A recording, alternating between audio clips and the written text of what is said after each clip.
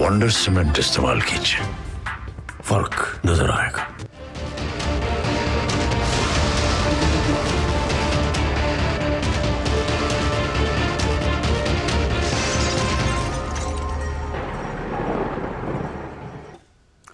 नमस्कार, DD news पर आप दो टूक देख रहे हैं। मैं हूं अशोक श्रीवास्तव। कल चुनाव नतीजे आने के बाद एग्जिट पोल के रुझान आने लगे हैं। आप थोड़ा चौंक गए होंगे, एग्जिट पोल पहले आते हैं और उसके बाद चुनाव परिणाम आते हैं। लेकिन मैं यहां कह रहा हूं कि कल चुनाव परिणाम आने के बाद एग्जिट पोल के नतीजे आने लगे। लेकिन ये जिस एग्जिट पोल की मैं बात कर रहा हूं, ये मैं इंडिया अलायंस से उसके गठबंधनों के एग्जिट करने के पोल की बात कर रहा हूं। जी हां, कल चुनाव नतीजे आने के बाद, परिणाम आने के बाद इंडिया अलायंस में बिखराव का अब एक नया दौर शुरू हो सकता है। क्योंकि आज इंडिया अलायंस का हर नेता, हर छोटा बड़ा गठबंधन का नेता दाना पानी लेकर कांग्रेस पर चढ़ बैठा। कांग्रेस का अहंकार ले डूबा, कांग्रेस की रणनीति ले डूबी। कांग्रेस को यह नहीं आता, कांग्रेस के नेता बेकार है, नेतृत्व बेकार है। जिसका जो मन किया उसने कांग्रेस को आज कोसा। कई लोग ये कह रहे हैं कि भाई हमसे गठबंधन नहीं किया, समाजवादी पार्टी के हमसे गठबंधन कर लेते हुए नतीजे नहीं आते। लेकिन समाजवादी पार्टी को मध्य प्रदेश में 1 सीट मिली थी और अभी भी इस बार भी 0.5% वोट मिला है। तो यह कहना कि अगर इंडिया अलायंस एक होकर लड़ता, जैसा कि इंडिया अलायंस के सभी नेता कह रहे हैं, क्योंकि उन्हें अपनी कहीं ना कहीं खींच निकालनी है, तो वो सभी कह रहे हैं अगर हम एक होकर लड़ते तो हम ये कर लेते, वो कर लेते। लेकिन सब एक हो जाते तब भी चुनाव के नतीजे नहीं बदलते। तो दिलचस्प क्या हो रहा है इस देश की राजनीति में? दिलचस्प यह हो रहा है कि चुनाव नतीजे आने के बाद एक तरफ कांग्रेस और उसके गठबंधन सहयोगियों के बीच दरार जो है बढ़ गई है। दूसरी तरफ मैं आपको एक बात बड़ा साफ बता दूं, यह कहना मैं फिर कह रहा हूं, अगर ये सब एकजुट हो जाते तब भी इन चुनाव परिणामों में कोई फर्क नहीं आता। ऐसा इसलिए क्योंकि कांग्रेस के चुनावी हार का कारण यह नहीं है कि गठबंधन नहीं था, बल्कि कांग्रेस की चुनावी हार का कारण यह है कि अहंकार से भरी कांग्रेस लगातार बार बार नकारात्मक प्रचार कर रही है। आपको अच्छी तरह से याद होगा, नीतीश कुमार ने भी 2019 के चुनावों में कांग्रेस को एक नसीहत दी थी। कहा था कि इस तरह से नकारात्मक प्रचार आप कर रहे हैं, ये कांग्रेस को कोई फायदा नहीं देगा। और दुनिया जानती है, देश के लोग जानते हैं, वो किसी को गाली देने वाले को वोट नहीं देते। जिसके पास एक पॉजिटिव एजेंडा होता है वो उसको वोट करते हैं। लेकिन कांग्रेस के बीच, कांग्रेस के नेताओं में एक तरफ अहंकार था, दूसरी तरफ सनातन पर प्रहार था और नकारात्मक प्रचार था। और यह कुल मिलाकर कांग्रेस की हार का बड़ा कारण बना। लेकिन सवाल यह है कि क्या कांग्रेस और इंडिया अलायंस इससे कुछ सीखने के लिए तैयार हैं? सवाल आज यही है, कांग्रेस की करारी हार के पीछे क्या? और सवाल यह कि क्या कांग्रेस और उसके गठबंधन सहयोगी दल क्या इस हार से सबक लेने को तैयार हैं? बड़ी बात यह है, आज के बयानों से तकरार तो साफ दिख रही है, दरार साफ दिख रही है, लेकिन नकारात्मक प्रचार के खिलाफ आवाज आज भी इंडिया अलायंस में सुनाई नहीं दे रही है। दो टूक में आज हम इसी पर चर्चा करेंगे। इससे पहले कि आगे बढ़े, आइए देखिए किस तरह से बीजेपी के नेता लगातार अलायंस पर प्रहार कर रहे हैं और अलायंस के नेता कैसे कांग्रेस को कोस रहे हैं और कैसे अपनी खामियां खुद गिना रहे हैं। सुनिए जरा। फूट तो इंडिया अलायंस या मैं कहूं गठबंधन, ये घमंडी अलायंस के अंदर पड़ चुकी है। क्योंकि चुनाव के दौरान ही हम लोग ने देखा समाजवादी पार्टी और कांग्रेस के बीच में क्या हो रहा था, और अब कल 24 घंटे भी नहीं हुए, कांग्रेस सोचती थी कि उनका युवराज ही इस अलायंस को लीड करेगा। वो सपना अब कल चूर चूर भी हो गया और ममता बनर्जी बंगाल से उठ के अब सेंटर में आने को तैयार हो गए। उन्होंने कहा मैं लीड करूंगी। मध्य प्रदेश के चुनाव में बातचीत हुई और ये भी आश्वासन मिला था कि आपको 6 सीटों में विचार किया जाएगा। क्या? लेकिन उनकी राजनीतिक परिस्थितियां ये नहीं थी कि हमें साथ लिया जाए समाजवादियों को। चुनाव में हार हुई है, हार को स्वीकार करना पड़ेगा और आने वाले समय में मैं समझता हूँ हर हार हमें सबक सिखा के जाती है। गठबंधन तो वह है ही नहीं, वो तो ठगबंधन है। वो भ्रष्टाचार के दलदल में डूबे हुए लोगों का एक गैंग है और वह सबकी मंशा है कि वह माननीय नरेंद्र मोदी जी को देश का प्रधानमंत्री बनने से रोक पावें। लेकिन देश की जनता अगर माननीय मोदी जी को देश का तीसरी बार प्रधानमंत्री बनाना चाहेगी तो यह ठगबंधन के बूते की बात नहीं है कि भाजपा की विजय यात्रा होगी। ये जो 3 राज्यों में जो हुआ, एक वो भाजपा का कोई सक्सेस नहीं है, वो कांग्रेस का फेलियर है। कांग्रेस डबल स्टैंडर्ड पॉलिसी है कांग्रेस का। वहाँ पर ममता दीदी कांग्रेस को हेल्प कर रहा है इंडिया जोट के बारे में, और यहाँ पर कांग्रेस बंगाल में सीपीएम के साथ मिलकर भाजपा का दलाली कर रहा है।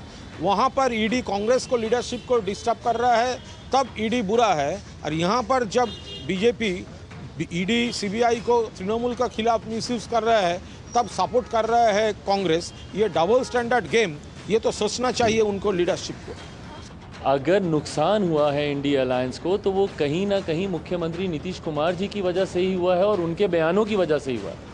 मुख्यमंत्री नीतीश कुमार जी ने जिस तरीके से महिला विरोधी बयान देने का उन्होंने काम किया, जिस तरीके से दलित विरोधी बयान देने का काम किया, जिसको बहुत प्रमुखता से हमारे प्रधानमंत्री आदरणीय नरेंद्र मोदी जी ने हर मंच से बोला, और तो और एक ऐसी नीति जिसका विपक्ष को संभवतः लाभ मिल सकता था। जातीय जनगणना की बात जब होती थी तो बिहार में हुई जातीय जनगणना लोगों को याद आती थी और किस तरीके से उस जातीय जनगणना में धांधली की गई, किस तरीके से अपने समीकरण की जातियों को बढ़ाकर दिखाने का काम किया गया। ये बीजेपी की जीत है और कांग्रेस की हार है। इसका इंडिया गठबंधन से कोई वास्ता नहीं, सिर्फ और सिर्फ कांग्रेस पार्टी की हार है। उन्होंने गठबंधन के किसी भी घटक दल से न संपर्क किया, न सहयोग माना। वो अपने बलबूते पर बीजेपी को हराने की योजना बना रहे थे, जो एक दुआ स्वप्न था। बहुत सारी चीजें कांग्रेस पार्टी को करनी चाहिए और जब तक वो उनको करेगी नहीं, बदलाव नहीं लाएगी, तब तक बीजेपी का मुकाबला नहीं कर सकती। और वो कमियां तब भी थी, वो कमियां आज भी है, वो कमियां कल भी रही। आत्मबंधन कांग्रेस को करनी, कांग्रेस की हार है। इसमें इंडिया गठबंधन कहीं न चुनाव में न चुनाव प्रचार में पार्टिसिपेट नहीं किया।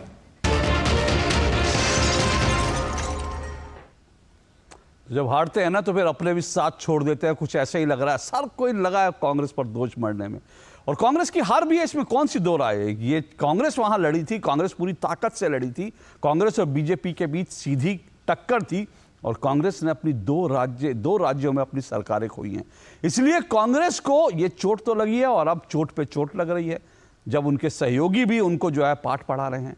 लेकिन उससे भी बड़ी बात क्या, मैं फिर कह रहा हूं कि कांग्रेस सबक सीखने के लिए तैयार है। जो नकारात्मक प्रचार लगातार कांग्रेस कर रही थी, कभी प्रधानमंत्री के ऊपर निजी हमले, प्रधानमंत्री के लिए अपशब्द, कभी सनातन के ऊपर वार, कभी सनातन पर प्रहार, हिंदुओं पर प्रहार, क्या ये सब नकारात्मक प्रचार कांग्रेस की लगा पाया बेड़ा पार? नहीं। तो सबक कांग्रेस को सीखने चाहिए। लेकिन क्या सबक सीखने के लिए तैयार है? आज संसद का जब शीतकालीन सत्र शुरू हुआ तो प्रधानमंत्री नरेंद्र मोदी ने भी ये बात कही। उन्होंने कहा कि हार की जो खींच है ना, वो संसद में ना निकले। और साथ साथ उन्होंने विपक्ष को एक सबक दिया कि ये जो नेगेटिविटी है, नकारात्मक प्रचार है, इसको खत्म कीजिए, इससे बाहर आइए, पॉजिटिव सोचिए। लेकिन क्या विपक्ष सुन रहा है प्रधानमंत्री को? पहले हम सुने क्या कहा प्रधानमंत्री ने।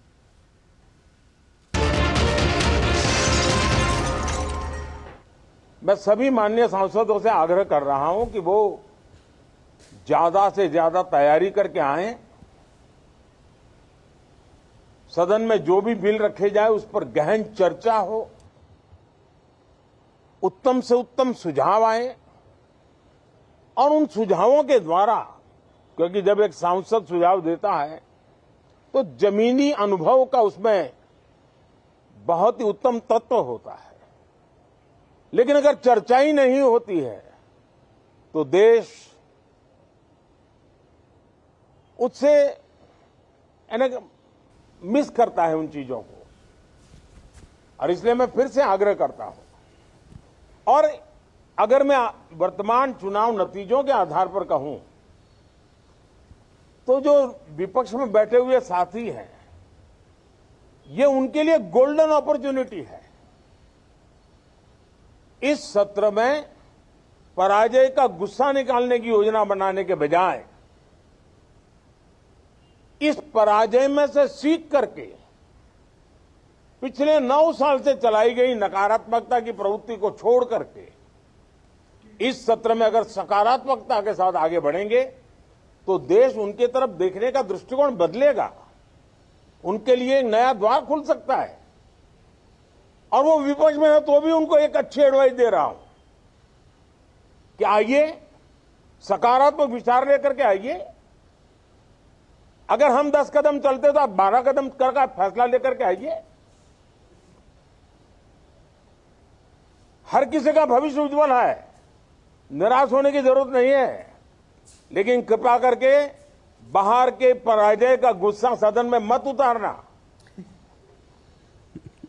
हताशा निराशा होगी, आपके साथियों को आपका दम दिखाने के लिए कुछ न कुछ करना भी पड़ेगा, लेकिन कम से कम लोकतंत्र के इस मंदिर को वो मंच मत बनाइए। और अभी भी मैं कहता हूं, मैं मेरे लंबे अनुभव के आधार पर कहता हूं कि थोड़ा सा अपना रुख बदलिए, विरोध के लिए विरोध का तरीका छोड़िए, देश हित में सकारात्मक चीजों का साथ दीजिए, अच्छी उसमें जो कमियां हो उसकी डिबेट कीजिए। आप देखिए देश के मन में आज जो ऐसी कुछ बातों पर नफरत पैदा हो रही है, हो सकता है वो मोहब्बत में बदल जाए। तो मौका है, ये मौका जाने मत दीजिए।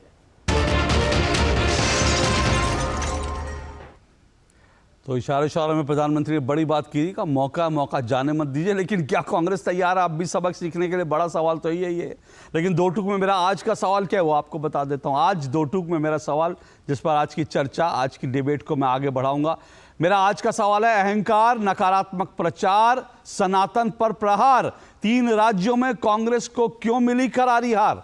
जी हां, आज इस पर चर्चा जरूर होनी चाहिए। अहंकार, नकारात्मक प्रचार, सनातन पर प्रहार, 3 राज्यों में कांग्रेस को क्यों मिली करारी हार, ये मेरा सवाल है। और इस पर चर्चा करने के लिए मेरे साथ आज 5 मेहमान जुड़ेंगे। फिलहाल मेरे साथ मुझे जानकारी मिल रही है 3 मेहमान जुड़ चुके हैं, 2 मेहमान जल्दी मेरे साथ जुड़ेंगे। मेरे साथ इस वक्त स्टूडियो में अवधेश कुमार जी जुड़ चुके हैं।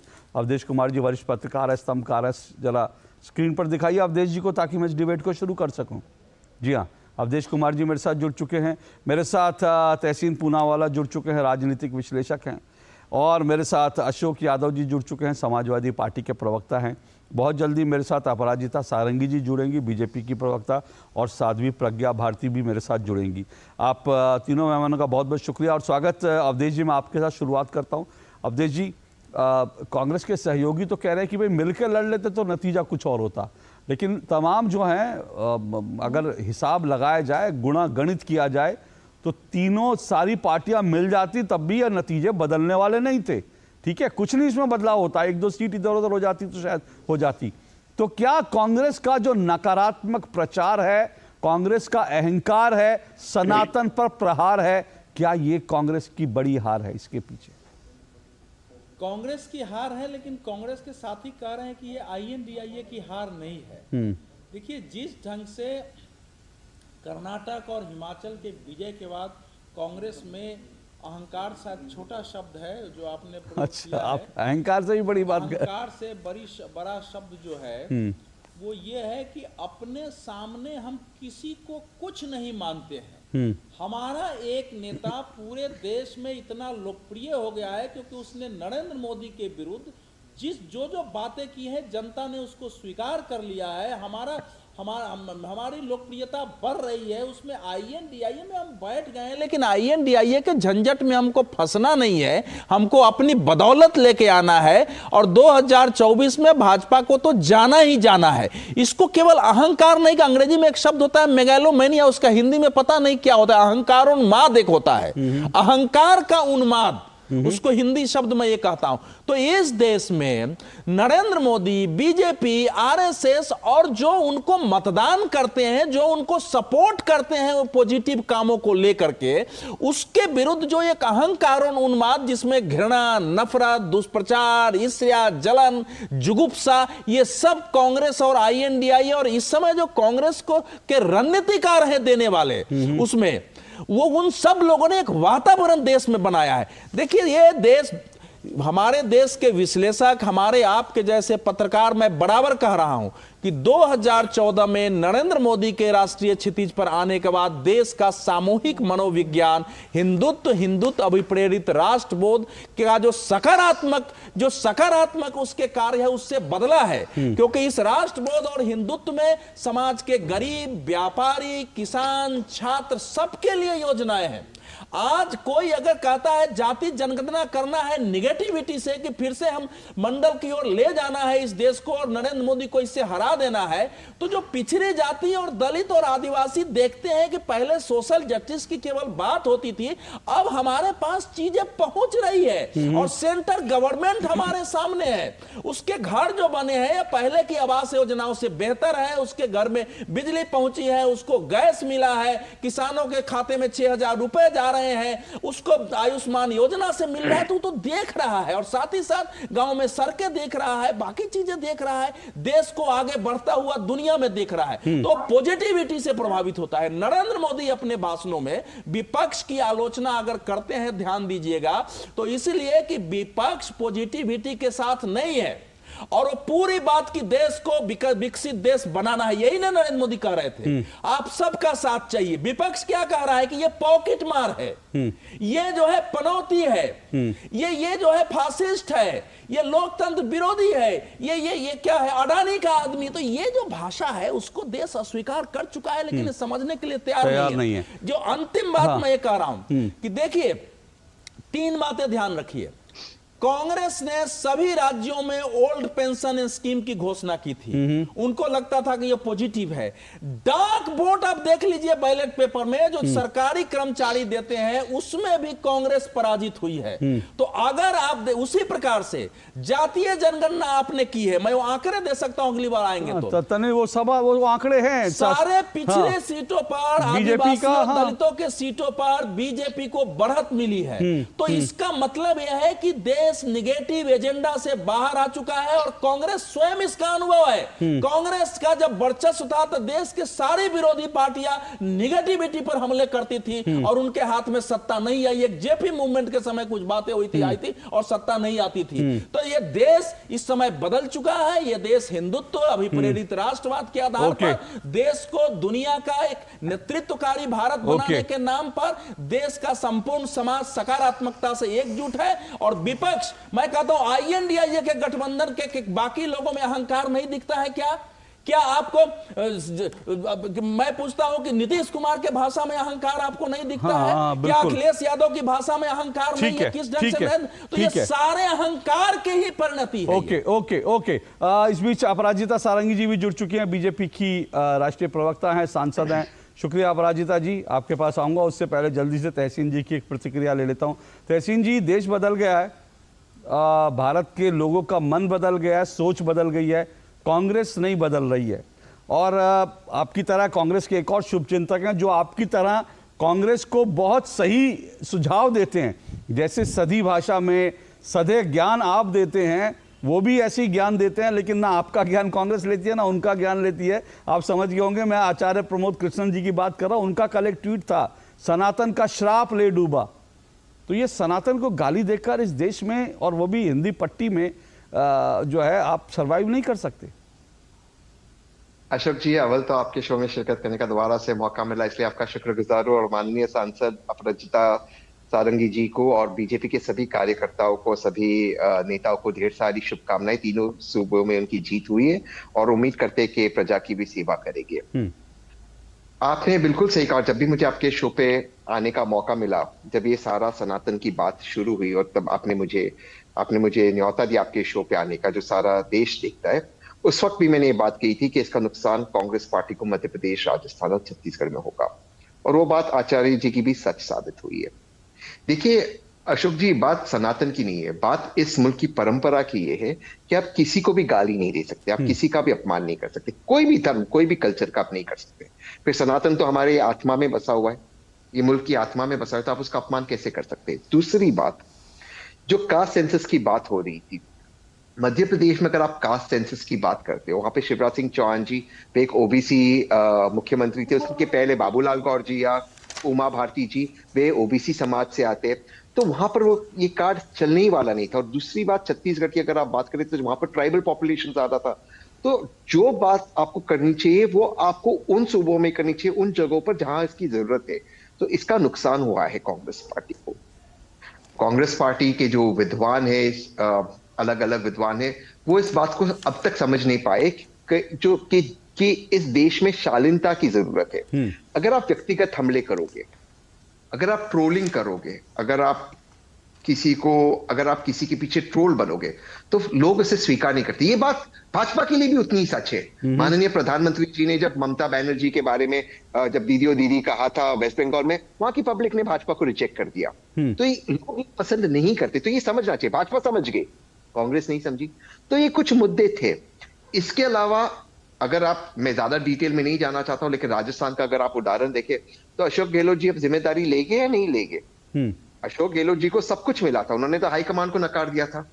शांतिलाल धारीवाल को टिकट नहीं देना था, तब दे दिया, वो 2000 वोट से जीते। तो अशोक गहलोत साहब अब यही लोग रहेंगे आगे? वो तो कह रहे थे कुर्सी छोड़ना चाहता हूं, कुर्सी नहीं छोड़ती है मुझे। वो तो कब से बेचारे कुर्सी छोड़ना चाहते थे। वो दिख रहा है कुर्सी नहीं तो छोड़ना चाहती। ये बात, ये आपको हमेशा ग्राउंडेड रहना पड़ेगा। दूसरी बात, ये देखिए, मैं बहुत प्रैक्टिकल बातें करता हूं। ये सारे एंकर्स को बॉयकॉट कर दो, पत्रकारों के खिलाफ ये करो। हमारी लड़ाई, मैं अपने आप को विपक्ष में इसलिए मानता हूं क्योंकि मैं एक राजनीतिक विश्लेषक हूं, लेकिन मैं भाजपा के मूल खिलाफ हूं। मेरी लड़ाई एंकर्स से है, पत्रकारों से या भाजपा से है, पॉलिटिकल लड़ाई। मैं एंकर्स को अपना निशाना क्यों बना रहा हूं? और हम वही यूट्यूब वालों को लाकर उनसे इंटरव्यू करा रहे हैं, वही यूट्यूब वाले सर पर चढ़ा रहे। ऐसे नहीं होता है सर। तो कहीं ना कहीं एक चीज कांग्रेस को सोचना होगा। अच्छा चलिए ये भी मान लेते, फिर उसके बाद ये हार का सिलसिला शुरू हुआ, फिर चालू हुआ नॉर्थ वर्सेस साउथ, ये शुरू हो गया। हाँ, ये अपने आप ये बात बहुत परेशान करने वाली है। मैं परेशान हो गया हूं सर। कांग्रेस देश की पहली प्राथमिक पॉलिटिकल पार्टी है और पहली राष्ट्रवाद पार्टी है। आप इस तरह के ट्वीट्स कैसे करते हैं? हालांकि आवाज आ रही है क्या आपको? जी मेरे ख्याल से प्रज्ञा जी का वॉइस टेस्ट हो रहा है, जरा उनकी वॉइस। हाँ, जी प्रज्ञा भारती जी आएंगे आपके पास, आपकी आवाज आ रही है। 1 मिनट रुकिए, जरा अपनी बात पूरी कर लें तहसीन जी। तहसीन जी, तो ये अगर कांग्रेस इस तरह की बातें करेगी, अगर कांग्रेस ऐसा करेगी, तो जो पार्टी ने हमें आजादी दिलाई उसको शोभा नहीं देता। हालांकि वो ट्वीट डिलीट कर दिया गया, उसका नुकसान हो गया। अब मैं एक सरकास्टिक क्वेश्चन पूछता हूं, और मैं ये क्वेश्चन इसलिए पूछ रहा हूं क्योंकि मुझे दुख होता है। मुझे भाजपा को हराना है 2024 में। मैं चाहता हूं कि मोदी जी दोबारा से प्रधानमंत्री ना बने, ये मैं बिल्कुल चाहता हूं। लेकिन आप कैसे हराओगे? आज मिजोरम में कांग्रेस की क्या हालत हुई? वहां के लोग भी काउ बेल्ट के लोग हैं, जीरो वहां के लोग भी हिंदी स्पीकिंग लोग हैं, वहां के लोग भी वेजिटेरियन लोग हैं। हम क्या विश्लेषण कर रहे हैं? हम किस तरह का विश्लेषण कर रहे हैं? कभी किसी जनता को हमने राक्षस कह दिया, तो कभी हमने कुछ एंकर्स को हमने कुछ कह दिया। इससे नहीं जीता जाएगा। हमें एक कदम पीछे रहकर सांस लेकर सोचना होगा, हम क्यों रिजेक्ट हो रहे हैं? हमने क्या सही किया तेलंगाना के अंदर, हमने क्या सही किया कर्नाटक या हिमाचल के अंदर, और उस मॉडल को जनता के सामने विनम्रता से ले जाना होगा। तो मुझे लगता है अगर कांग्रेस इस पर काम करे, आचार्य जी की बात सुने। मैं तो बहुत छोटा व्यक्ति हूं, तो सिर्फ एक राजनीतिक विश्लेषक हूं। मैं तो आचार्य भी और कांग्रेस के कैंडिडेट भी हैं, तो कांग्रेस का मार्ग सही होगा। बिल्कुल आपने ठीक कहा। और मैं आपको अपना अनुभव अगर थोड़ा सा बताऊं जल्दी में आगे बढ़ने से पहले, जब तहसीन पूनावाला मेरे शो में आते हैं, वो सरकार का बहुत विरोध करते हैं, लेकिन मैं उनका विरोध ज्यादा नहीं कर पाता क्योंकि वो तर्क से बात रखते हैं और बड़े ही शालीनता से बात रखते हैं। लेकिन मेरे शो में जो कांग्रेस प्रवक्ता आते थे, भाग जाते थे और उसके बाद मेरा बॉयकॉट करके वह, उनकी जो भाषा होती थी, उनके जो तथ्य होते थे, तथ्य गलत होते थे, भाषा में अहंकार होता था, भाषा में गालियां होती थी, और जब उनको काउंटर किया जाता था उनकी भाषा के लिए, उनके गलत फैक्ट्स के लिए, तथ्यों के लिए, तब वो शो छोड़कर भाग जाते थे और उसके बाद उन्होंने मेरा नाम जो है बहिष्कार करने वालों की लिस्ट में डाल दिया। तो ये तहसीन जी सही कह रहे हैं आप, और मुझे नहीं मालूम कि कांग्रेस जो है आप जैसे लोगों की बात कब समझ पाएगी, कब वो सुनेगी, मैं नहीं जानता। अगर सुनेगी तो शायद अब भी कुछ उम्मीद बची है। लेकिन मैं ये कह रहा हूं कि कांग्रेस में कैसे सलाहकार हैं कि एंकर का बहिष्कार करो। ये मतलब आप सोचिए ना, एक राष्ट्रीय स्तर की पार्टी, एक पत्रकार टीवी पर डिबेट कर रहा है। ये मेरा विषय नहीं है आज का। हाँ। ये अहंग है कि हम आपके शो में नहीं भी जाएंगे तो जनता हमारे साथ है, ये अहंकार का विषय है। और आप देखिए कैसे टूटी है। उस प्रेस रिलीज में था कि INDIA ने इनका बहिष्कार किया है, जबकि अब INDIA के बाकी पार्टनर 2-3 को छोड़ दीजिए तो सभी एंकर के शो में आ रहे हैं, केवल कांग्रेस नहीं आ रही, तो बहिष्कार कांग्रेस का हो गया। बिल्कुल बिल्कुल। मैं एक छोटा सा ब्रेक लेना, ब्रेक के बाद अपराजिता जी और साध्वी प्रज्ञा भारती जी मेरे साथ जुड़ चुके हैं। मैं आपके पास आऊंगा, अशोक यादव जी आपके भी पास आऊंगा। इस ब्रेक के बाद बने रहेगा। ये अहंकार है, ये सनातन पर प्रहार है, या फिर जो नकारात्मक प्रचार है जो कांग्रेस की हार का कारण बना, ये सिलसिला आगे बढ़ाएंगे इस ब्रेक के बाद। साल, बरस और सदी नहीं, एक युग गुजर जाएगा, उम्र न पूछो वंडर की, जब फर्क नजर आएगा। वंडर सीमेंट, फर्क नजर आएगा। फूल वाला, केटरिंग वाला, बैंड वाला, ये लो भाई। बैंड बजेगी पापा, अगर गड़बड़ हुई तो गए पैसे। अरे नहीं रे, बैंक संभाल लेगा। कैसे? मैंने पॉजिटिव पे सिस्टम पे रजिस्टर किया है। बैंक को चेक्स और बेनिफिशियरीज की जानकारी दे दी है। बैंक चेक करेगा, जांच करेगा, डिटेल्स मैच नहीं तो क्लियरेंस नहीं। अच्छा, लाइए मुझे दीजिए। फोटो वाला, लाइट वाला, मंडप वाला। RBI कहता है जानकार बनिए, सतर्क रहिए। बिल्कुल सही कह रहे हैं। गोल्डी छोले मसाले, जहाँ जाए रिश्ते बनाए, जहाँ जाए रिश्ते बनाए, गोल्डी मसाले। दादी, आज भी आपकी चाय की दुकान बंद थी? 1 महीने से बीमार हूँ, काम बंद और इलाज का खर्चा अलग। आयुष्मान कार्ड नहीं बनवाया? नाम सुना है, कहाँ बनवाना है, कैसे बनवाना है, इस उम्र में भाग दौड़। कार्ड अभी बन जाएगा। आयुष्मान ऐप पर जाकर अपना या परिवार के सदस्य का नाम लाभार्थी सूची में ढूंढें, आधार, OTP या फेस ऑथ द्वारा ऑथेंटिकेट करें, डिटेल्स भरें, अब मोबाइल से फोटो खींचकर अपलोड करें। बन गया। अब ठीक होकर अपने हाथ की चाय पिला दो। और एक प्रकार से PM जय अब गरीबों की जय बन गई है। 5 लाख तक के मुफ्त उपचार की गारंटी, स्वास्थ्य का वरदान Ayushman. Ashutosh Verma, mutual funds distributor. अरे सर जी, म्यूचुअल फंड वाले खुद ही कहते रहते हैं डायरेक्ट इन्वेस्टमेंट कर लो। सारे डायरेक्ट इन्वेस्टमेंट करेंगे तो आपको कौन पूछेगा? हम यहाँ क्यों बैठे, गड्डी सीखने के लिए? सर जी, म्यूचुअल फंड्स का भी सेम फंडा है। शुरुआत में किसी ना किसी को तो म्यूचुअल फंड्स की सारी जानकारी देनी होगी ना। मैंने भी शुरुआत करनी आप भी मेरे तरह म्यूचुअल फंड्स डिस्ट्रीब्यूटर बन सकते हैं। जानिए कैसे mfdkarein-shuru.com पर। तो करें शुरू। मोदी सरकार की गारंटी, सस्ती दवाई, अच्छी दवाई, कम से कम 75% डिस्काउंट। अब तक जरूरतमंदों के 23,000 करोड़ रुपए बचे। हमारा संकल्प विकसित भारत। तुम्हें पता है इन्वेस्टर्स के लिए एक इन्वेस्टर प्रोटेक्शन फंड होता है, IPF। लेकिन अगर तुम्हारा ट्रेड एक्सचेंज पर एग्जीक्यूट नहीं हुआ या फिर कोई गारंटीड रिटर्न्स वाली स्कीम है तो ये IPF आपकी मदद नहीं कर सकता है। और अगर आपका ब्रोकर ही डिफॉल्टर बन जाए तो फिर IPF आपको कॉम्पेंसेशन दिला सकता है। कहाँ से सीखा? NSE की साइट पर। सोच कर, समझ कर, इन्वेस्ट कर। भारत की पोलियो से जीत की कहानी बड़े बड़े शब्दों में लिखी जाएगी, पर इस जीती हुई लड़ाई को कायम रखने के लिए हमें अपने प्रयासों को जारी रखना होगा, जब तक दुनिया से पोलियो का खतरा पूर्ण रूप से टल न जाए।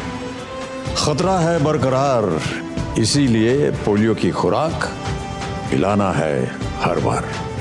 2 बूंद हर बार, पोलियो पर जीत रहे बरकरार। साल बरस और सदी नहीं, एक युग गुजर जाएगा। उम्र न पूछो वंडर की, जब फर्क नजर आएगा। वंडर सीमेंट, फर्क नजर आएगा। दो टुक आप देख रहे हैं। दो टुक में 4 राज्यों में जो है, एक में जरूर कांग्रेस जीती है, लेकिन 3 जो हिंदी भाषी राज्य हैं वहाँ कांग्रेस की जो करारी हार हुई है उसी पर चर्चा कर रहे हैं। ये कांग्रेस का अहंकार है, सनातन पर प्रहार है, या फिर नकारात्मक प्रचार है जो कांग्रेस की हार का कारण बना। इन्हीं सब पे चर्चा जारी है। मेरे साथ अपराजिता सारंगी जुड़ी हुई है बीजेपी की तरफ से, अशोक यादव समाजवादी पार्टी के हैं, तहसीन पूनावाला है राजनीतिक विश्लेषक, साध्वी प्रज्ञा भारती है मेरे साथ, आध्यात्मिक धर्मगुरु हैं, और मेरे साथ अवधेश कुमार जी वरिष्ठ पत्रकार हैं, स्तंभकार हैं। अपराजिता जी, क्या आपको लगता है इस बड़ी जीत में, इसमें कोई दो राय नहीं, प्रधानमंत्री नरेंद्र मोदी का जो है मैजिक वो चला है और लोग उनकी लोकप्रियता आज भी बीजेपी की जीत में एक बड़ा संबल है, लेकिन इसके अलावा आप बीजेपी के, लेकिन मैं अगर आपसे पूछूं कांग्रेस ने क्या रणनीतिक चूक की है जिससे कारण वो आप लोगों के सामने बिल्कुल ठहर नहीं पाई, क्या कहेंगी आप? देखिए, आज के परिप्रेक्ष्य में जो स्थिति है भारतीय जनता पार्टी की, उसके विषय में निश्चित तौर पर पहले आपको बताना चाहूंगी। 2014 से लेकर अब तक 32 राज्यों के चुनाव में बीजेपी गठबंधन और भारतीय जनता पार्टी ने पीएम की अगुवाई में जीत हासिल की है। और आज ऐसी स्थिति है कि 58% इलाके में, भारत के इलाकों में, भारत के ज्योग्राफिकल क्षेत्र की बात मैं कर रही हूं, भारतीय जनता पार्टी या गठबंधन का शासन है। अगर आबादी को लूं तो 57% आबादी पर भारतीय जनता पार्टी और उसके गठबंधन का शासन है। और जहां तक कांग्रेस का सवाल है, यह 20% में सिकुड़ आई है। कांग्रेस और कांग्रेस के साथ जो पार्टियां खड़ी है मिलकर 20% आबादी पर सिकुड़ आई हैं। तो मुझे कहीं ना कहीं लगता है कि स्थिति बड़ी चिंताजनक है कांग्रेस के लिए और कांग्रेस के साथियों के लिए। और मैं बार बार एक मिसाल देती हूं, आज भी दूंगी। कुछ जुगनू गुरूर में यूं मशरूफ हुए कि खुद को सूरज समझ बैठे, और ये जो जुगनू हैं आसपास बैठे हुए सारे जुगनुओं को देखकर ईर्ष्या करने लगे किसकी रोशनी अधिक है। तो देखिए, मैं आपको बता दूं, INDIA का गठन हुआ, अच्छी बात है, लोकतंत्र में सशक्त विपक्ष का होना जरूरी है। लेकिन ये मुझे बताएं कि 4 बैठकें हुई और उसके बाद सारी गतिविधियां बंद हो गईं। अभी हमने सुना कि अखिलेश जी बड़े खुश हुए। अखिलेश जी ने कहा कि इस परिणाम से कांग्रेस का अहंकार टूट गया, चूर चूर हो गया। और अभी देखिए, अभी जो 6 दिसंबर को मल्लिकार्जुन खड़गे जी INDIA की मीटिंग बुलाए हैं, उस विषय में ममता बनर्जी जी ने कहा कि भाई TMC की तरफ से हम तो नहीं जाने वाले हैं। मैंने 2 उदाहरण दिए। तो कहीं ना कहीं मुझे लगता है, आपने जैसा कहा मैं मानती हूं, अहंकार निश्चित तौर पर रहा है। गलत मुद्दों को लेकर चलने की जो मानसिकता है वो भी है। जाति जनगणना, दूसरा मैं कह दूं सनातन धर्म पर प्रहार, जिसके विषय में आपने भी चर्चा की, OBC आरक्षण, ये सारे जो मुद्दे हैं ये एक तरफ और मोदी की गारंटी एक तरफ। जहां तक भारतीय जनता पार्टी का सवाल है, हम सेवा, सुशासन, गरीब कल्याण में विश्वास करते हैं। हम हर एक घर तक पहुंचते हैं, हम परिश्रम करते हैं, बड़े योजनाबद्ध तरीके से अनुशासित होकर परिश्रम करते हैं। आपने कभी भी नहीं देखा होगा कि हमारे पार्टी के कार्यकर्ताओं में किसी भी तरह की विशृंखलता देखी गई। हमारा दल ऐसा है ही नहीं। हमें कहा जाता है हम क्या करें, हमें कहा जाता है, मैं सांसद हूं, हमें रोज कहा जाता है वीडियो कॉन्फ्रेंसिंग के माध्यम से या मैसेज के माध्यम से कि लोगों के पास जाओ, लोगों के पास खड़े रहो। तो कहीं ना कहीं यह अंतर है, हम सेवा में विश्वास करते हैं। मैं एक चीज जोड़, जितनी भी गारंटियां हैं मोदी जी की, उनको पहुंचाने में विश्वास करते हैं, लोगों तक पहुंचाने में विश्वास करते हैं। और निश्चित तौर पर कहूंगी कि देश और विदेश में प्रधानमंत्री मोदी जी की विश्वसनीयता बहुत मात्रा में बढ़ी है। और ये जो विजय हुई छत्तीसगढ़ में, राजस्थान में, मध्य प्रदेश में ये मोदी जी के ऊपर जनता की आस्था की विजय है। और मैं कह दूं कि ट्रेमेंडस फेथ है, ट्रेमेंडस ट्रस्ट है मोदी जी के ऊपर, और इसलिए आज हम यहां खड़े हैं। आप देखिए मध्य प्रदेश में प्रो इनकम्बेंसी वेव हुआ, लेकिन छत्तीसगढ़ राजस्थान में एंटी इनकम्बेंसी वेव हुआ। ये समझने वाली बात है। मैं इसमें एक चीज मैं जोड़ता हूं। प्रधानमंत्री मोदी जी के नेतृत्व की तारीफ करिए। मैं इसमें एक चीज जोड़ता हूं। जब आप प्रधानमंत्री नरेंद्र मोदी के नेतृत्व की बात करें, उसके बाद मैं अशोक जी आपके पास हूं। उससे पहले एक चीज मैं जरूर जोड़ना चाहूंगा, और वो बीजेपी का और प्रधानमंत्री नरेंद्र मोदी के काम करने का जो तरीका है उसको आप समझ सकते हैं। राजस्थान में बीजेपी अपने दम पर पूरी तरह से बहुमत में है, उसको कहीं भी किसी की जरूरत नहीं है। लेकिन राजस्थान में एक एबीवीपी का युवा, मैं उसका नाम भूल रहा हूं, एक युवा एबीवीपी का जो कार्यकर्ता था, उसको टिकट नहीं मिली, जनता चाहती थी, वो बागी खड़ा हुआ, वो बागी खड़ा हुआ, जीता। और जीतने के बाद खबर ये आ रही है कि प्रधानमंत्री नरेंद्र मोदी ने खुद उसको फोन करके जो है बधाई दी है। और उस व्यक्ति ने भी जब तक वो बागी रह के चुनाव लड़ा, उसने बीजेपी पे कोई प्रहार नहीं किया, कोई प्रधानमंत्री मोदी पर कोई प्रहार नहीं किया। वो चुनाव लड़ा, जनता की मदद से जीता, और अब जो खबरें मिल रही हैं वो जल्द ही बीजेपी में वो वापस आएगा। तो ये आप तरीका देखिए, वहां बीजेपी को एक विधायक मिलेगा, उससे कोई बड़ा फर्क नहीं पड़ेगा, लेकिन अपने कार्यकर्ता के अगर नाराज हो गया, बाहर चला गया, तो कैसे घर में लाना है, ये उसका एक छोटा सा उदाहरण है। लेकिन अशोक यादव जी, आप लोग खुश बहुत बड़े हैं अंदर अंदर से कि भाई देखो, अखिलेश कहा था, आज सपा के एक नेता ने कह दिया कि कमलनाथ कह के जो है बदला भी निकाल लिया। आप लोग खुश भी बड़े हैं, लेकिन सवाल यह है कि सनातन का जो अपमान उन्होंने किया उसका वो भुगत रहे हैं। आपके नेता स्वामी प्रसाद मौर्य भी जिस तरह से रामचरितमानस का हिंदुओं के ऊपर जो बयान दे रहे हैं, मेरा दावा है कि उसके बाद आप स्वामी प्रसाद मौर्य का चेहरा लेकर आप यूपी में जाएंगे तो यूपी में आपका भी वही असर होगा जो कांग्रेस का मध्य प्रदेश, हिमाचल और मध्य प्रदेश, राजस्थान और छत्तीसगढ़ में हुआ। देखिए, आपने दो बातें पूछी हैं। पहली बात कि हम बहुत खुश होंगे। देखिए, समाजवादी पार्टी खुश नहीं है, लेकिन कम से कम उनको आईना जनता ने दिखाया कांग्रेस पार्टी को। हम खुश नहीं हैं, लेकिन हमको ये तसल्ली है कि जनता ने उनको आईना दिखाने का काम किया। क्योंकि कांग्रेस की जो लीडरशिप है अशोक जी, वो मैं बताना चाहूंगा कि जो डेमोक्रेटिक कंट्री दो तरह की होती है। एक तो होता है होल्डिंग टुगेदर डेमोक्रेसी, एक होता है कमिंग टुगेदर डेमोक्रेसी। तो कांग्रेस पार्टी में जो डेमोक्रेसी है वो कमिंग टुगेदर डेमोक्रेसी है, जिसमें जैसे यूनाइटेड स्टेट में कई राज्यों का समूह है। तो कांग्रेस पार्टी की जो लीडरशिप है उसका होल्ड बहुत कम है राज्यों में। तो होल्ड कम होने की वजह से हर राज्य अपने आप में स्वायत्त शासी राज्य या स्वायत्त शासी नेता बनने की कोशिश करता है, जिसका दुष्परिणाम रहा कि कमलनाथ को केंद्रीय नेतृत्व ने, हमारे केंद्रीय नेतृत्व से कहा कि भाई आप वहां पे सीट शेयरिंग के बाद कमलनाथ जी से कर लीजिए, वो मतलब हो जाएगा। आखिरी में कमलनाथ जी ने, जो मैंने बताया आपको, जो यूनियन टेरिटरी की तरह बिहेव करते हो, उन्होंने अपना अहंकार दिखाया। खैर, जो भी चीजें पास्ट में हुई उसका दुष्परिणाम आज उनके साथ है, और समाजवादी पार्टी में फिर कहूंगा खुश नहीं है। अच्छा, दूसरी बात मैं आपसे कहना चाहूंगा, जो स्वामी प्रसाद मौर्य की बात आप कर रहे हैं, कि देखिए, ये जैसे नेता हैं, इनके ऊपर भी माननीय राष्ट्रीय अध्यक्ष जी ने पब्लिकली बयान दिया था कि इस तरह की बातें नहीं होनी चाहिए पब्लिक डोमेन में। इंटरनल भी जो मीटिंग्स वगैरह में उनको हमेशा टोका जाता है कि इस तरह की वार्तालाप नहीं होना चाहिए समाज। अच्छा, दूसरी बात कि जो उनका जो बयान है वो हमारे राष्ट्रीय अध्यक्ष तक ने कहा है कि उनका निजी बयान है, लेकिन इसके बाद भी आप कहेंगे कि आप लोग उनको ऊपर एक्शन क्यों नहीं लेते, उनको महासचिव क्यों बनाए हुए। इसके बाद अगला सवाल होगा। तो मैं ये बताना चाहूंगा कि इसी भारतीय जनता, थोड़ा सा बदल दूं, मैं ये नहीं कह रहा हूं कि आप कह रहे हैं, लेकिन हाँ, उनको ये बयान देने के बाद महासचिव बनाया गया, प्रमोट किया गया। जी, मैं वही कहने, मैं उसके बाद वाली बात पे जा रहा। देखिए, कभी कभी अशोक सर, नेताओं के व्यक्तिगत बयान भी होते हैं। जिस तरह से योगी कैबिनेट की एक सीनियर कैबिनेट मंत्री संजय निषाद जी हैं, उन्होंने भगवान राम के पिता को लेकर बड़ा आपत्तिजनक टिप्पणी की थी।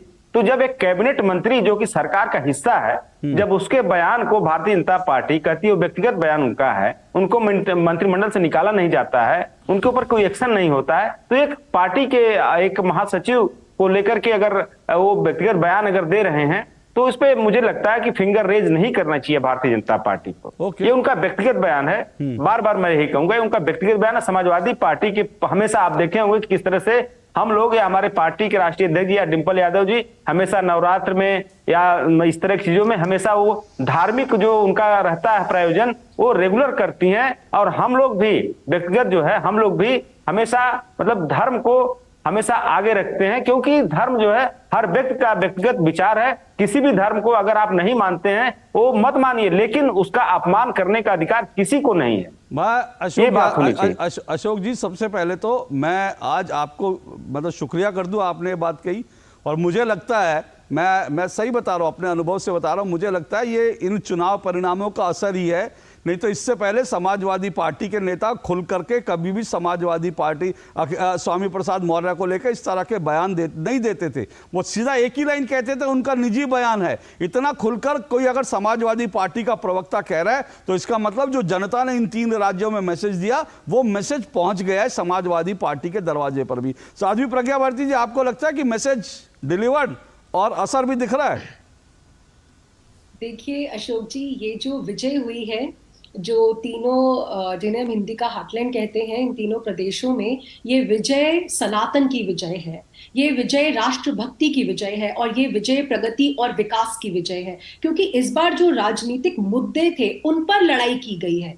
And the message is not only clear, it is crystal clear, I would say loud and clear. बहुत क्लियर मैसेज है। क्योंकि आप देखिए, जहां पर महिला सुरक्षा की बात है, राजस्थान में खासकर जहां पर सत्ता परिवर्तन हुआ है, महिला सुरक्षा को लेकर ये एक बहुत अहम मुद्दा रहा बीजेपी की तरफ से। और साथ ही में जो आपराधिक घटनाएं बढ़ रही है, वहां पर जो चीटिंग हुई है पेपर्स की, जो युवाओं के भविष्य के साथ खिलवाड़ हो रहा है, इन मुद्दों पर, लॉ एंड ऑर्डर पर जब चुनाव लड़े जाते हैं और जब जनता प्रचंड जीत आपको देती है प्रचंड बहुमत से, तो इसका मतलब समझ में आता है कि जनता क्या चाहती है। भारत की जनता जागरूक हो रही है। और अशोक जी, मैं ये भी कहूंगी, ये जीत, ये जो विजय है, सिर्फ भारतीय जनता पार्टी की विजय नहीं है, ये सिर्फ देश के प्रधानमंत्री की विजय नहीं है, ये संपूर्ण भारत की विजय है, 140 करोड़ भारतवासियों की विजय है। ये विजय है राष्ट्रवाद की, परिवारवाद के ऊपर। इन्होंने जातिवाद का भी कार्ड प्ले करने की कोशिश की थी, but they failed and failed badly. बहुत बुरी तरीके से लोगों ने इनको दिखा दिया कि नकारात्मकता की भाषा अब और भारत में नहीं चलेगी। इनका जो नेतृत्व करते हैं वो देश के प्रधानमंत्री को पनौती बुलाते हैं, इस तरीके की वोकैब का यूज करते हैं। लेकिन उनको ये देखना चाहिए कि अगर आप ये मानते हैं कि आप किसी भी तरीके से देश में एक नेता बनने के लायक हो सकते हैं, तो आप अपनी वोकैब को तो कंट्रोल कीजिए। देश का युवा आपको देख रहा है, जिसके लिए आप एक इंस्पिरेशन बन सकते थे, लेकिन दुर्भाग्य की बात है कि आप इंस्पिरेशन नहीं बन पाए। आपने बार बार सनातन पर अटैक किया। क्या हाल है इनकी पार्टी में लोगों का? एक व्यक्ति सनातन को कोविड बोलता है, एक मलेरिया बोलता है, एक डिजीज बोलता है। दूसरा व्यक्ति ये कहता है, जो मल्लिकार्जुन खड़गे इनकी पार्टी के हैं, आपको तो अशोक जी बहुत अच्छे से पता है, हमने बहुत डिबेट्स करी है उन पर। वो ये कहते हैं कि 2024 में अगर प्रधानमंत्री, बिल्कुल ठीक कह रहे हैं, मल्लिकार्जुन खड़गे, जी मल्लिकार्जुन खड़गे का बयान है, बिल्कुल, कि अगर 2024 में प्रधानमंत्री मोदी आ जाते हैं तो फिर सनातन की पुनर्स्थापना होगी। ये क्या है? They are clear. और उसके बावजूद भी सनातन का अपमान करने की ठान लेनी केसी वेणुगोपाल जी, जिनको कंडेम करना चाहिए था, कंडेम नहीं किया। और वो ये कहते हैं कि फ्रीडम ऑफ एक्सप्रेशन है, अभिव्यक्ति की आजादी है। प्रियंक खड़गे कहते हैं कि सनातन इज लाइक अ डिजीज। अब आप देख लीजिए इनके बयानों से, जो इन्होंने सोचा था कि समाज को बांट देंगे, भारत को बांट देंगे, बांट नहीं पाए, पहली बात। दूसरी बात, इनको लगा था कि सनातन धर्म की हानि होगी। ये भूल गए कि सनातन धर्म अमिट है, उसकी हानि नहीं हो सकती। हानि इन लोगों की हुई है, पर भारत की जनता ने इनको करारा जवाब दिया है और ये भी समझाया है कि अब सजग हो जाइए, संभल जाइए। अभी भी आपके पास समय है। जो 1-2 राज्यों में आपकी सरकार है ना, कहीं ऐसा ना हो कि 2024 में इन्हें पूर्णतः ही बहिष्कृत कर दिया जाए। 2024 की लड़ाई तो अब मतलब थोड़ा सा मुझे लगता है यहां से बीजेपी के लिए थोड़ी और आसान दिख रही है। लेकिन तहसीन पूनावाला, क्या कोर्स करेक्शन आपको उम्मीद है कि कांग्रेस के अंदर और आगे जो है कोर्स करेक्शन कुछ होगा? कुछ जो है अलायंस का क्या भविष्य देखते हैं? आज तो सब कांग्रेस को दोष दे रहे हैं, लेकिन अब सबको यह भी समझ में आ रहा है कि भाई अकेले लड़ेंगे तो फिर मोदी का मुकाबला नहीं कर सकते। वो जरूरत भी सबको नजदीक ला रही है। क्या भविष्य देखते हैं आप इंडिया अलायंस का और कांग्रेस का? मैं अब भी मानता हूं और अब भी मुझे यकीन है, अगर 2024 के चुनाव मुद्दों पर लड़े जाए, सही मुद्दों पर, विकास के मुद्दों पर, नौकरी के मुद्दों पर, अपना क्या विजन है वर्सेस 10 साल में माननीय मोदी जी ने क्या देश के लिए किया, तो विपक्ष की जीत हो सकती है, लेकिन सवाल है मुद्दों पर लड़ना चाहिए। अगर हम किसी और पिच पर खेले, अगर हम जो शब्दों का प्रयोग करें वो जनता स्वीकार नहीं करेगी, फिर हम भाजपा को दोष नहीं दे सकते। भाजपा तो एक राजनीतिक दल है, अगर हम कुछ गलत बात करेंगे वो तो उसका एडवांटेज लेंगे, फिर हम उनको नहीं कह सकते कम्युनलाइज कर रहे। सिर्फ मुद्दों पर लड़ना चाहिए चुनाव। और एक चीज है, ये कॉमन मिनिमम प्रोग्राम, ये चीजें नहीं होनी चाहिए। विजन डॉक्यूमेंट, लोगों को आप क्या विजन दे रहे हो, लोगों को अगले 5 साल के लिए आप क्या दे रहे हो और 10 साल का आप किस तरह से हिसाब लेते हो, अगर उस पर चुनाव लड़ सकते हैं। और सीट एडजस्टमेंट अभी हो जानी चाहिए, अब तक वो हुई नहीं है, लेकिन अभी अगले 15-20 दिन में अगर वो हो जाए तो जनवरी से आप तैयारी कर सकते हैं। तो इसमें सभी दलों को एक बड़ा दिल दिखा के अपने अपने राज्यों में जहां पर जो दल स्ट्रांग है वहां पर वो अपने कैंडिडेट्स को जल्दी से तैयार करते, अगर इस तरह की स्ट्रैटेजी बना सकते तो उम्मीद है कि विपक्ष अब भी जीत सकती है चुनाव। तो अशोक यादव जी, क्या मुद्दे होंगे? आप जो तहसीन पूनावाला कह रहे हैं विपक्ष किन मुद्दों पर लड़ेगा तो फिर वो दरअसल बीजेपी को चुनौती दे सकता है। दूसरी बात, वो कह रहे हैं 15 दिन 20 दिन के अंदर सीट शेयरिंग हो जानी चाहिए। तो सवाल यह है कि समाजवादी पार्टी क्या आप उत्तर प्रदेश में कांग्रेस को एकोमोडेट करने के लिए तैयार है? देखिए, ऐसा है कि ये जो 6 तारीख को आगामी जो बैठक होने जा रही है इंडिया गठबंधन का, उस बैठक में ही सारे फैसले ले लिए जाएंगे कि किसको कहां एकोमोडेट करना है, किस फार्मूले पे सीटों का डिस्ट्रीब्यूशन होना है। ये सारी चीजें मुझे लगता है कि 1-2 मीटिंग्स में क्लियर हो जाएंगी और इसमें कहीं से कोई बाधा नहीं आनी चाहिए। किसी भी जो भी 26 लोग हैं इस गठबंधन के पार्ट जो है, सबकी विचारधारा एक ही है अशोक जी, कि इस देश की जो आइडियोलॉजी, इस देश की जो रूह है, उस रूह को बचाने के लिए, जो अनेकता में एकता के सिद्धांत को बचाने के लिए, इस देश के संविधान और लोकतांत्रिक व्यवस्था को बचाए रखने के लिए, और इस देश की अभी सांसद महोदय कह रही थी कि 57% लोगों ने मोदी के उसमें जो है अपना विचार व्यक्त किया है। मैं बताऊं कि 37% लोगों ने मोदी जी सरकार को मत दिया था विगत 2019 के लोकसभा चुनाव में। 2014 में 32% लोगों ने दिया था। तो जो 63% लोग हैं जो एंटी मोदी आइडियोलॉजी है जिनकी, ये बड़ा आसान तरीका होता है और मुझे लगता है ये मतलब ये इस तरह के आंकड़े की तरह 63% लोग विपरीत थे। अरे तो 63% लोग जो है वो लड़ने पहले मिलकर ना, उन 63% में नोटा भी था, उन 63% में बहुत सारे फैक्टर भी थे, उसमें ऐसे भी लोग थे जिन्होंने वोट नहीं भी दिया।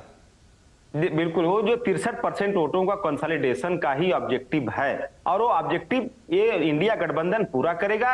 ये जो भाजपा के मित्र हमारे कहते हैं कि ये पार्टियां अपना अस्तित्व बचाने के लिए लड़ रही हैं, मतलब इंडिया गठबंधन बनाई है, मैं आपको स्पष्ट कर देना चाहता हूं कि किसी पार्टी का इसमें अस्तित्व खतरे में नहीं है। न तो समाजवादी पार्टी का अस्तित्व यूपी में खतरे में है, न तो टीएमसी का अस्तित्व खतरे में है, न तो आरजेडी या नीतीश कुमार का अस्तित्व, किसी का अस्तित्व खतरे में है। अपराजिता जी, आप डर गई होंगी, 63% आपके खिलाफ एकजुट होने जा रहे हैं, तो आपको डरना चाहिए।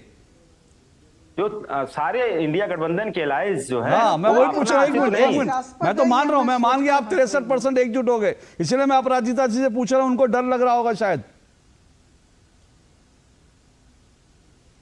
भाई अगर ऐसा है तो राजस्थान में 99 से 70 पर कांग्रेस क्यों आ गई? सीधी सी बात है। मध्य प्रदेश में 114 से 63 पर क्यों आ गई? छत्तीसगढ़ में 68 से 35 पर क्यों आ गई? हमें परिणाम देखने हैं, हमें जनता का मत देखना है, जनता किस तरफ जा रही है इसे देखना है, देश का रुख क्या है, देश का मूड क्या है, जिसे हम नेशन का मूड कहते हैं। ये तो सेमी फाइनल था, फाइनल तो आने वाला। और मैं एक बात बता दूं, तीसरी बार मोदी सरकार यह तो बिल्कुल तय है। और 2024 के विषय में तो ये लोग न सोचे, मुझे लगता है इन्हें 2029 के विषय में अब सोचना चाहिए। तो मैंने कहा 57% आबादी वाले क्षेत्रों में भारतीय जनता पार्टी और गठबंधन की सरकार है। शायद इन्होंने मेरी बात को समझा नहीं। जहां जहां हमारी सरकार है वहां जितने लोग रहते हैं वो 57% आबादी है। तो मैं ये कहना चाहती हूं, तो जहां तक 63% का सवाल है, अरे भाई मिलकर लड़ाई क्यों नहीं कर रहे हैं?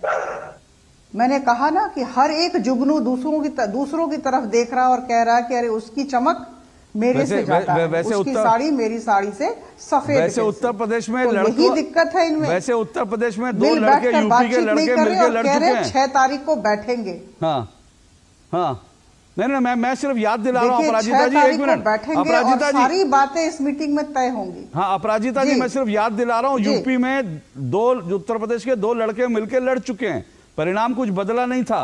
दो लड़के मिलके जब लड़े, यूपी के दो लड़के, तब भी परिणाम कुछ बदला नहीं था, बीजेपी तब भी जीती थी। इसलिए सिर्फ ये कैलकुलेट कर लेना कि 1+1 जो है 2 हो जाएगा, ऐसा राजनीति में होता नहीं है, और मुझे भी नहीं लगता ऐसा होगा। हाँ, जो तहसीन कह रहे हैं कि अगर सही मुद्दे उठाए, रणनीति सही रही, तो जरूर बीजेपी को चुनौती मिल सकती है। लेकिन अपराजिता जी, आपके सामने चुनौती ये नहीं है कि अगर इस तरह से बीजेपी जो है अगर अभी से मान के बैठी है कि भैया 24 की राह बड़ी आसान हो गई है, तो कोई भी चुनाव आसान नहीं होता है। कोई भी चुनाव जो है, जनता बहुत सारी चीजें देखती है और कई बार बाजी पलट जाती है।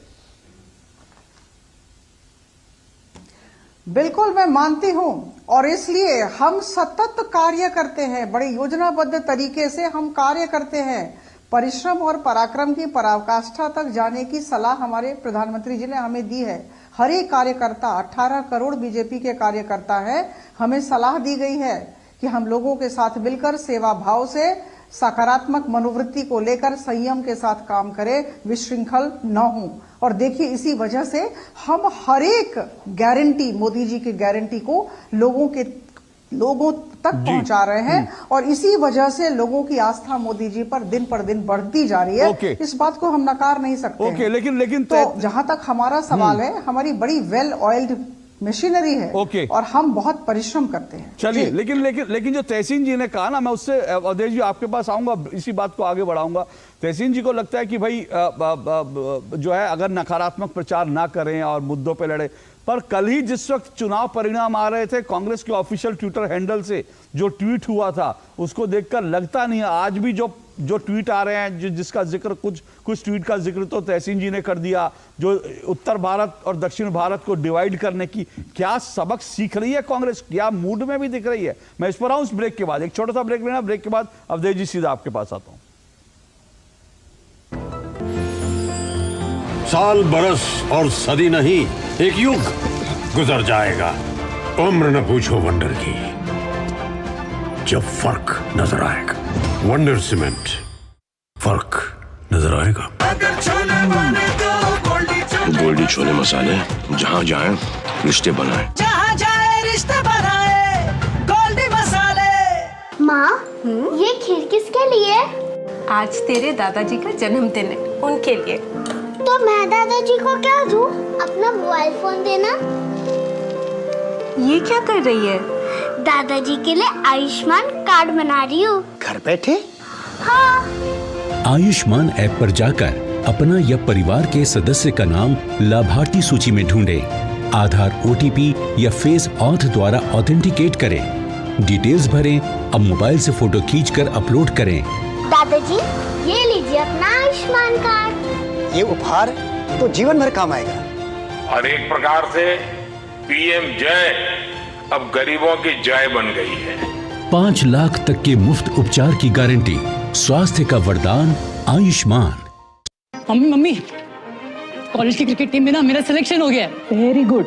कॉलेज की टीम में तो आ गया, देश की टीम में रजिस्ट्रेशन कब करवा रहा है? वो कैसे? तुम वोटर बन के देश की टीम का हिस्सा बन सकते हो। देश का फॉर्म भरो, देश की टीम का हिस्सा बनो। वोट करना सिर्फ तुम्हारा अधिकार ही नहीं, बल्कि तुम्हारा कर्तव्य भी है, समझे?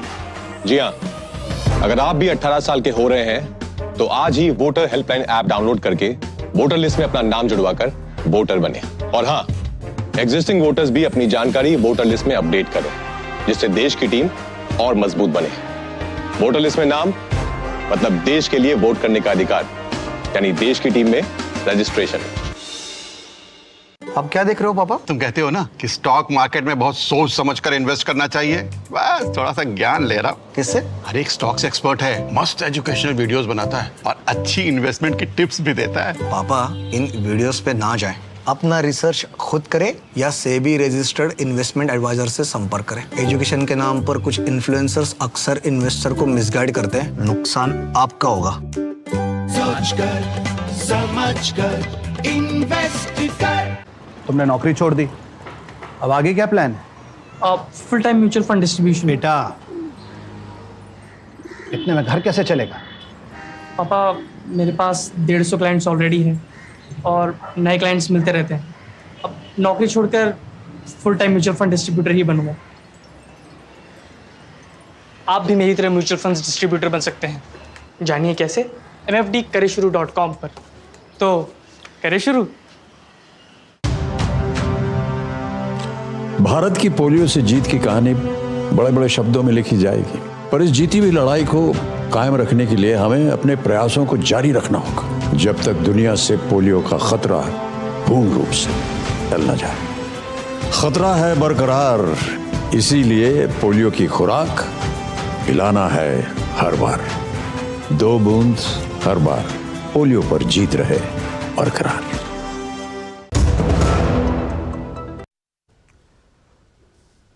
तो दो टूक आप देख रहे हैं, दो टूक नकारात्मक प्रचार मिली करारी हार। इसी पर हम चर्चा कर रहे हैं। 5 मेहमान मेरे साथ जुड़े हैं। अवधेश जी, क्या आपको लगता है कांग्रेस कुछ सीखने को तैयार है?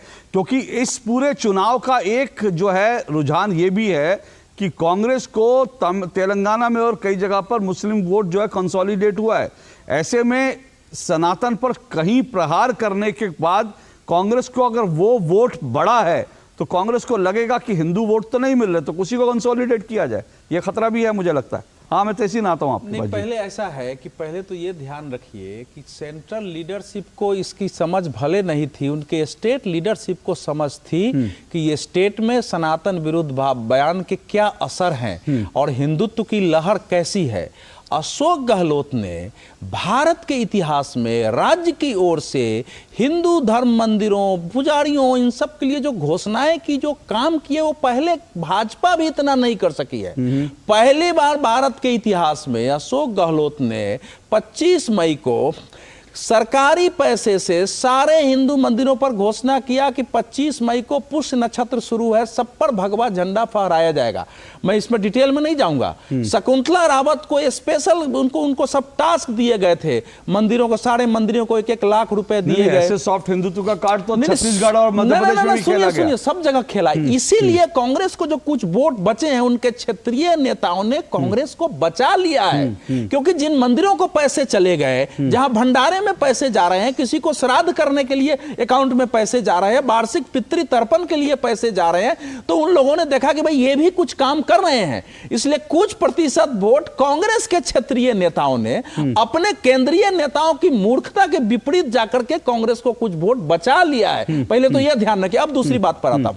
देखिए, आप जब एक बड़ा कॉलेज खोल देते हैं जिसमें आप नफरत की, घृणा की, उसी प्रकार के लोगों को की भर्ती करते हैं, लोगों को तलवारबाजी सिखाते हैं और तलवार लेके उस पूरी टीम के साथ देश और दुनिया में निकल जाते हैं, तो फिर वापस लौटना कठिन होता है सर। आपकी उसी प्रकार की संगति हो जाती है, वैसे लोग खड़े हो जाते हैं, रणनीतिकार खड़ा हो जाता है। तो कांग्रेस का पूरा इंफ्रास्ट्रक्चर जो है इस समय, वो आइडियोलॉजी का, सोशल मीडिया का, लोगों का, वो नकारात्मकता पर, घृणा पर खड़ा हो गया है। इसमें राहुल गांधी का जो ट्वीट है वो ये है कि हम पराजय को विनम्रता पूर्वक स्वीकार करते हैं, लेकिन विचारधारा की लड़ाई जारी रहेगी। अब उनकी स्थिति यह है कि इस तलवार को लेकर हम पीछे लौटेंगे तो सारे साथी हमको छूट जाएंगे, फिर हम अमेरिका में जाके कैसे कहेंगे कि भारत में लोकतंत्र मर चुका है। तो इसलिए कांग्रेस के सोनिया गांधी परिवार के नेतृत्व वाली कांग्रेस, शब्द में प्रयोग कर रहा हूं, दूसरी कांग्रेस हो सकती है, इसके वापस आने की कोई संभावना नहीं है। ओके तहसीन जी, जल्दी से 30 सेकंड में रिस्पॉन्ड कीजिए, फिर मैं आता हूं साधु जी आपके पास। आप म्यूट पर हैं तहसीन जी, म्यूट पर हैं, जल्दी से। 2 चीज का मैं रिस्पॉन्ड करूंगा। मैं इस चीज को बिल्कुल मानता हूं कि जो वामपंथी ग्रुप ने कांग्रेस को टेक ओवर किया, उसे कांग्रेस को डिस्टेंस करना पड़ेगा पूरी दुनिया में सर, पूरी दुनिया में, अमेरिका से लेकर चारों तरफ। ठीक है, ओके जल्दी। क्योंकि जो एनजीओ वाले, तथाकथित एनजीओ वाले, दुग्गल साहब एक दिन पोलस्टर बनते, एक दिन किसान नेता बनते, एक दिन अपने स्वयं की पॉलिटिकल पार्टी शुरू करते जिसमें 2 वोट नहीं मिलता, एक दिन कहते कांग्रेस को मरना चाहिए, एक दिन भारत जोड़ो यात्रा के स्पोक्स पर्सन बन जाते। ऐसे तथाकथित नेता में उनका एक उस बड़े नेता का, मास लीडर का इंटरव्यू देख रहा था, आज क्या इंटरव्यू देख रहा था एक बड़े पत्रकार के साथ जो अभी यूट्यूब चैनल चलाते, उनको कह रहे कांग्रेस इसलिए हारी छत्तीसगढ़ में क्योंकि ओबीसी कार्ड कांग्रेस ने नहीं खेला। ये उनकी खुद की पार्टी में उनको 100 वोट नहीं मिले। अब आप सोचिए, ट्राइबल स्टेट में जहां कांग्रेस का जो हार हुआ है वो उसकी वजह ये बता रहे। अब आप सोचिए, तो इस तरह के अगर आपके दोस्त हो गए तो दुश्मन की जरूरत नहीं। बिल्कुल समय एक ही लाइन, मैं नहीं मानता हूं मुस्लिम वोट होमोजीनियस वोट है, मुस्लिम वोट भी डाइवर्स वोट है। कोई भी मुसलमान इस देश में खुश नहीं होता हिंदू को गाली देते। ये देश की संस्कृति है, इस देश का मुसलमान हिंदुओं के साथ मिला हुआ है। जो लोग समझते कि केवल मौलाना साहब या कुछ तरह के मुसलमान या जो एक्सट्रीमिस्ट है वो मुसलमान को रिप्रेजेंट करते, वो सही नहीं है। मुसलमान जो है उतने ही देश के हिस्सा है जितना हिंदू है। ठीक है, साध्वी प्रज्ञा भारती रिस्पॉन्ड कीजिए जल्दी से 30 सेकंड में। देखिए, मैं बस ये कहूंगी कि कांग्रेस को अब जागना होगा, सजग होना होगा। मुझे ऐसा लगता है कि राहुल गांधी का थिंक टैंक उनको बदलना होगा, उनके एडवाइजर्स जो उनके आसपास है, जो उनको इस तरीके के विचार देते हैं, उनको बदलना होगा। It is time for self introspection. उनको आत्मचिंतन, आत्ममंथन की ओर बढ़ना होगा। नहीं तो देश जाग चुका है, देश समझदार है, और भारत की जनता ने ये जो एक क्लीन स्वीप करके दिखाया है, तो वो भी जानते हैं जो भी अगर राजनीति होगी तो वो विकास और प्रगति के मुद्दों पर ही राजनीति होगी। बिल्कुल, मेरे पास समय नहीं है, लेकिन क्या आपको अशोक जी लेकिन साध्वी जी कह रही है पुनर्जन्म लेने का, सुनिए ना, साध्वी जी प्रज्ञा भारती कह रही है कि कांग्रेस पुनर्जन्म ले। पुनर्जन्म दो ही अवस्था में होता है, तो मृत्यु के बाद होगा या इस जन्म में साधना करके शरीर से थोड़ी आत्मा को निकाल लीजिए। संभव है। समय खत्म हो चुका। अशोक जी, क्या आपको उम्मीद है कांग्रेस बदलेगी? सिर्फ हाँ या ना? कांग्रेस बदलेगी और इस देश की सत्ता भी बदलेगी। चलिए, अखिलेश जी तो नहीं ऐसा कह रहे हैं। नहीं, अखिलेश जी ऐसा नहीं कह रहे हैं। चलिए, समय इतना ही है। बहुत बहुत शुक्रिया मेरे सभी मेहमानों का। आपकी उम्मीद बनी रहे और वास्तव में कांग्रेस बदले तो मुझे लगता है तहसीन जी भी खुश होंगे और देश भी खुश होगा। लेकिन पुनर्जन्म लेने के लिए पहले मरना होता है, जो आपने कहा, तो वो कब होगा मैं नहीं जानता। लेकिन बहुत बहुत शुक्रिया आप सबका। यूट्यूब में आज बस इतना ही। आपसे फिर मुलाकात होगी। इजाजत दीजिए। नमस्कार। अपना अटेंडेंस